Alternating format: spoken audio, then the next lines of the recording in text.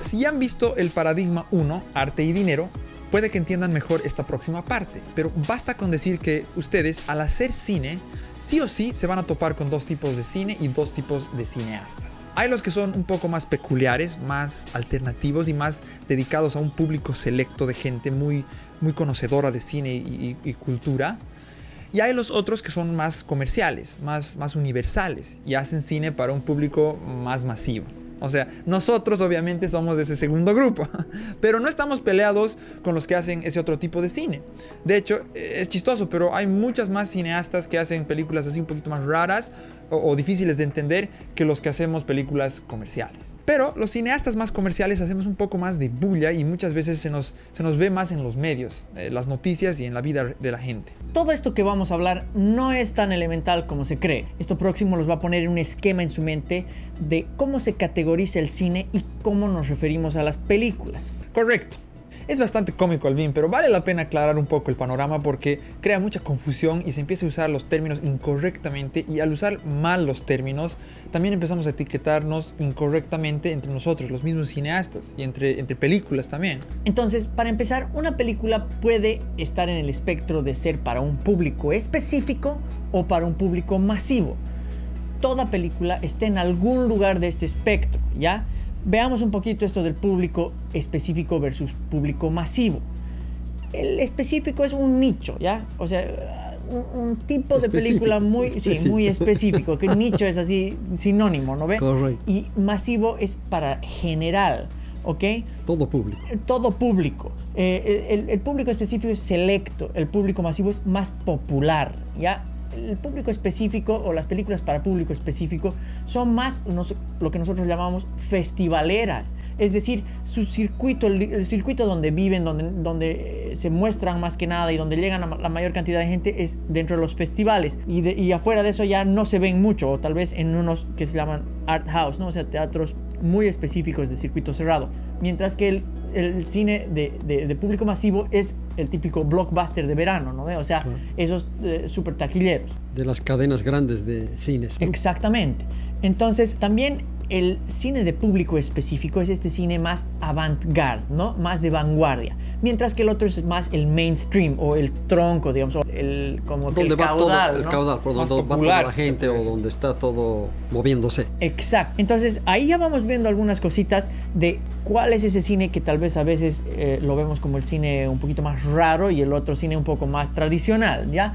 Y básicamente nos parece raro porque no lo entendemos, pero obviamente para ese público o ese nicho que tienen, ese nicho lo entiende bien o puede entender de dónde viene la película, cuáles son los fundamentos de la película. Exactamente. Entonces, el de público específico tiende a ser a veces más contemplativo, o eso es lo que está medio de moda en los últimos, qué sé yo, 5 o 10 años o algo por el estilo. Contemplativo significa esas que tienen tomas largas, ¿no? Unos planos así donde tal vez estás mirando un paisaje largo tiempo, así una persona camina y toma un minuto en cruzar la pantalla, o una chimenea, ¿no? El fuego, así. Una hojita, ¿no? Que va cayendo largo rato, o una persona que se duerme, se vuelve a despertar, no sé, cosas así, digamos, que tienden a ser para más público específico, mientras que las otras películas son más de género. ¿Qué queremos decir con de género? Que son como, digamos, no sé, acción, comedia. Los dos acción. Sí, digamos, comedia romántica como Engaño a primera vista, podría ser, no sé, terror, ya he dicho terror como 3 veces creo en la lista. Pero, correcto, sí. Pero ahora, las de público específico son poco o nada comerciales, digamos, ¿no? También por eso tienen esos circuitos culturales o cines donde son subvencionados, etcétera, para que las películas puedan moverse. Es justamente el próximo punto que dice circuito cerrado versus taquillero, ¿no? Correcto. Y el poco o nada comercial versus muy comercial, que son las películas amplias, ¿no? Y bueno, esto del cine un poco más radical, que es para público específico, mientras que el otro es más moderado. También por eso no entendemos muchas veces esas películas. Están tocando temas cultos con referencia a literatura o biografías específicas que no las conocemos, entonces no las entendemos. Muchas veces tocan temas culturales que son desconocidos para nosotros, para la mayor parte de la gente. Y para entenderlo necesitas entender esa cultura o a qué se refieren. Eso pasa igualito con los, por ejemplo, los films de LGBTQ. ¿no? Exactamente. En el cine de vanguardia y de los festivales, por ejemplo, en los 60, 70 y 80 ya estaban hablando de la población gay o lesbiana, de todo esto, digamos, historias que contaban esas realidades y demás, mientras que en el mainstream en esa época, no, pues no veías nada, chicas besándose o historias románticas de dos hombres, no, imposible que se vea en el cine tradicional que iba todo el mundo a ver a las salas. Por eso en Disney y en el mainstream no se veían esas cosas. Pero en ese sentido es muy bueno este tipo de cine para público específico, porque van proponiendo nuevas cosas. Sí, cosas, por eso de vanguardia, ¿no? Exacto, de vanguardia es que está en la punta de lanza, por decirlo así. Entonces, algunas de las cosas que proponen este tipo de cine entran al mainstream y lo cambian, ¿no? Claro, lo van moviendo poco a poco hacia lo nuevo, ¿no? Exacto, mientras que otras rebotan. Pero eso es necesario, de esa manera nos va dando nuevas formas de contar, como por ejemplo contar 3 historias a la vez y que se unen en un momento en específico en la película, ¿no? Ahora se puede contar la historia sin una cronología normal también. Antes era como, ¿qué está pasando? ¿No ve? Me están rompiendo la cabeza más o menos, pero ahora es normal la atemporalidad o las múltiples historias, muchas cosas. Un niño entiende una película que se la cuentan del derecho o del revés sin problema. Es interesante lo que está diciendo Yesid, porque lo que pasa muchas veces es que los cineastas de público específico ven a los que están haciendo cine para público masivo y dicen, ellos no son cineastas o no hacen cine, y viceversa. Los de público masivo muchas veces se preguntan, ¿qué están haciendo ellos? Ni entendemos lo que hacen. Entonces tampoco están haciendo cine. Hay como una rivalidad, pero en sí básicamente, para que todos ustedes entiendan bien, todos están haciendo cine, porque el cine es una expresión artística y se expresa eso en ambos casos, ya seas de un lado o del otro lado. Todos los cineastas estamos expresando nuestro arte. Además, una cosa que quiero agregar es que nosotros, incluso en el futuro, queremos hacer películas así, más, digamos, de público específico. Yo personalmente me gustaría intentar... No necesariamente tan contemplativas, pero quién sabe. Y además siempre estamos abiertos a eso. Y yo personalmente creo que me interesaría hacer una película de ese estilo en algún momento. Yo he escrito un guión que es el poeta. El poeta, sí, que sí que es bastante así, un poco ambiguo, un poco, claro. No es tan tradicional, digamos. Correcto. Ahora, continuando con esto del público específico y masivo, les explico que nosotros les hemos dado esos nombres. O sea, no es que existe eso afuera, no van a encontrar en ningún lado en el internet esto. El mundo, pero está confundidísimo. Usan cualquier palabra o cualquier frase para describir un tipo u otro de cine, y eso solo crea desinformación y confusión. Por eso queremos regularizar, estandarizar y aclarar los conceptos. Sí, esto que les estamos dando nosotros son horas de investigación y pensada, y de ordenar los conceptos. Sí, o sea, nosotros tenemos un enfoque diferente, uno de tratar de ordenar la información de una manera y de hacerlo un poquito más científico. ¿Por qué? Además, porque mientras más claro está el panorama, entonces de ahí ya puedes salir y estar en desacuerdo, por último, o romper las reglas, ¿no? Puedes crear excepciones, puedes hasta hacer lo que quieras, pero tiene que haber algún orden para poder empezar, para que al menos la conversación esté en la misma página, ¿no? Que todos estemos en el mismo plano. Y por eso es que somos bien específicos con este orden. Entonces, para terminar esta sección, vemos que las películas de público específico son o tienden a ser más abstractas, mientras que las otras son más concretas, y las de público específico tienden también a ser más alternativas o experimentales muchas veces, mientras que las otras son más abocadas al entretenimiento. Ahora ambas tienen su valor.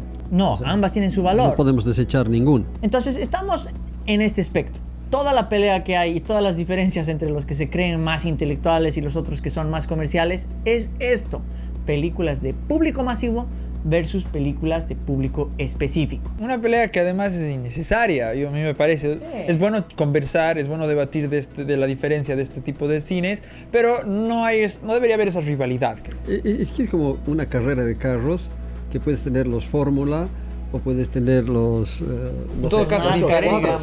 En todo caso, son diferentes carreras. Tenemos, digamos, la Fórmula 1, justamente la Fórmula 1. Después hay hasta Fórmula 2. Son diferentes fórmulas. O puede ser rally, puede exacto, ser... No, exacto. Correcto. Pero nosotros tenemos amigos también en ambos lados y grandes personas, y nos llevamos muy bien. Así que no debería haber problema en eso. No empecemos a crear, digamos, división. Solamente es para entender, no entendía qué estaba pasando por aquí. Pero volvamos.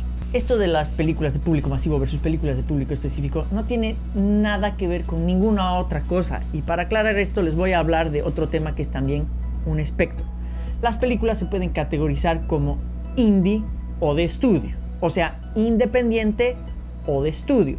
Y quiero aclarar que muchas veces se les dice independientes a las películas de público específico, lo cual no es correcto, no es correcto. Las películas abstractas o no convencionales no son automáticamente independientes y las de entretenimiento no son automáticamente de estudio. No, eso es hablar inapropiadamente. Es como decir que toda comida sana es fea. El hecho que una comida sea saludable no hace que automáticamente sea fea. No tiene nada que ver lo uno con lo otro. Uno es el nivel de cuán saludable es y lo otro es cuán rico o feo es. Hay comida sana muy fea y hay comida sana muy rica. De la misma manera puede haber comida dañina que es muy rica y hay comida dañina muy fea. Por eso no podemos decir que toda película un poco fuera de lo común es una película independiente.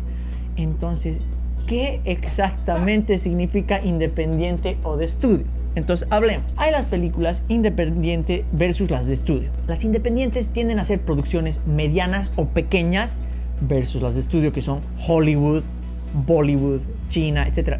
Vamos a hablar de eso en un ratito. Normalmente las independientes tienen presupuestos más bajos o más moderados. Johanna nos va a hablar de esto también.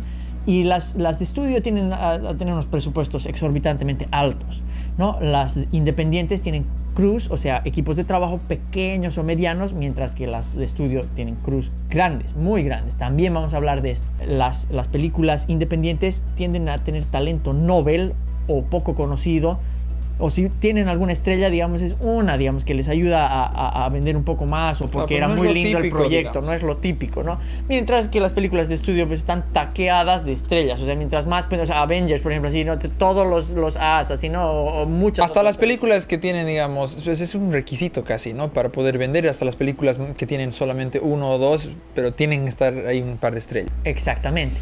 Entonces, las películas independientes tienen poca publicidad o nada, mientras que las otras tienen millones en publicidad. Y ojo a la clase donde Johanna nos va a hablar de esto. Es muy interesante cuánto se gasta en publicidad. Creo que ahí queda claro, ¿no? Puede que la mayoría de las películas independientes sean de público específico. ¿Ya? Ok. Pero hay muchas películas independientes que llegan a un público masivo. Por ejemplo, nuestra película es independiente, pero ha llegado a un público masivo. Ahora, hablemos de otras muchísimo más famosas. Por ejemplo, Blair Witch Project, el proyecto de la bruja de Blair, una de las películas de terror más vistas en la historia. O La Pasión de Cristo, independiente, de Mel Gibson, que ganó 622 millones en taquilla. Slumdog Millionaire, que costó 15 millones y ganó 378 millones. Esa creo que se llama Quiero ser millonario, ¿no? Sí. Get Out, la de terror, también taquillerísima. El documental Fahrenheit 9/11, que ha sido uno de los primeros que se ha vuelto así como que ha empezado a poner a los documentales de moda hace muchos años, ¿no? O Good Will Hunting, esta película que ganó 2 Oscars y fue nominada para 8 y lanzó al estrellato a Matt Damon y Ben Affleck. Independiente. Ahora, eso sí, los estudios básicamente concentran todos sus esfuerzos en hacer películas para público masivo, como las de DC o de Marvel o muchas otras, porque no les conviene usar la maquinaria tan grande que tienen para producir películas que tienen ingresos limitados, que son para público específico. Prefieren buscar películas independientes que están hechas para público masivo y prestarles toda su maquinaria de distribución. A eso le llaman que Warner Bros. O Fox compró la película X, Y, Z. Algo interesante es que has debido escuchar la frase película de autor, ¿no? Y has debido escuchar a gente utilizar de autor para describir producciones independientes o de público específico. Pero eso también está mal, porque cualquiera de las 4 categorías, ya sea específicas, masivas, independientes o de estudio, pueden realizar películas de autor. Una película de autor simplemente significa que el estilo y la temática del proyecto están ampliamente influenciados por una persona que, aparte de ser el director normalmente, también es el guionista y el productor, ¿no? Se lo denomina autor porque es la persona que tiene la mayor injerencia creativa sobre el proyecto.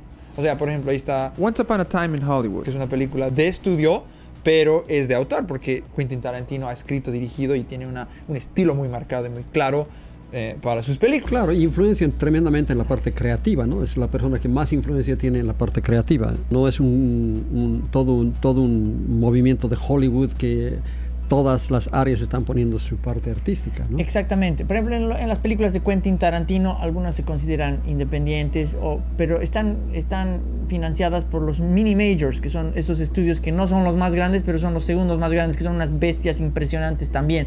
Entonces, terminan siendo básicamente películas de estudio al fin de cuentas, porque usan un montón de dinero y todo, y realmente es así como funcionan en Hollywood. Ahora, de hecho, por ejemplo, Engaño a primera vista, nuestra película, es una película de autor. ¿Qué? Sí. ¿Por qué? Porque nosotros hemos controlado todo. O sea, hemos escrito los tres la película, Ustedes dos han dirigido. Hemos actuado. Se olvida, ¿no? Hemos actuado. Hemos protagonizado. Hemos compuesto algunos pedacitos de la música. Hemos editado. Hasta hemos hecho parte de la corrección de color. Todo tipo de cosas. A pesar de haber trabajado con diferentes equipos en diferentes áreas. En los conceptos de diseño. Y a pesar de que hemos trabajado con diferentes equipos y todo, pero digamos, hemos ido viendo cada pedazo, ¿no? Cada parte del proceso. Correcto. De la misma manera, está equivocado llamarle película de arte o película más artística a una película más ambigua, no convencional o para público específico. Las películas son por defecto una expresión artística, y decir que una película de Hollywood o de estudio tiene menos arte que una de público específico está mal, o que tiene menos arte que una que es para festivales, es pues una aberración. O sea, es muy difícil medir el arte. Se puede hasta cierto punto, digamos, ver el valor artístico de algo, pero sigue siendo muy subjetivo. Es como decir que Mamani en Bolivia y muchos otros deben existir en otros países, por ejemplo, que ya reproducen su arte masivamente, lo venden en todas partes del mundo y ya se ha vuelto algo muy comercial, que eso ya no es arte. Sería incorrecto, no muy lógico, ¿no ve? Correcto. Se dice muchas veces, es una película artística, hablando de una película de público específico. No, podría tener casi nada de valor artístico y ser para un público reducido. Lo mismo a la inversa.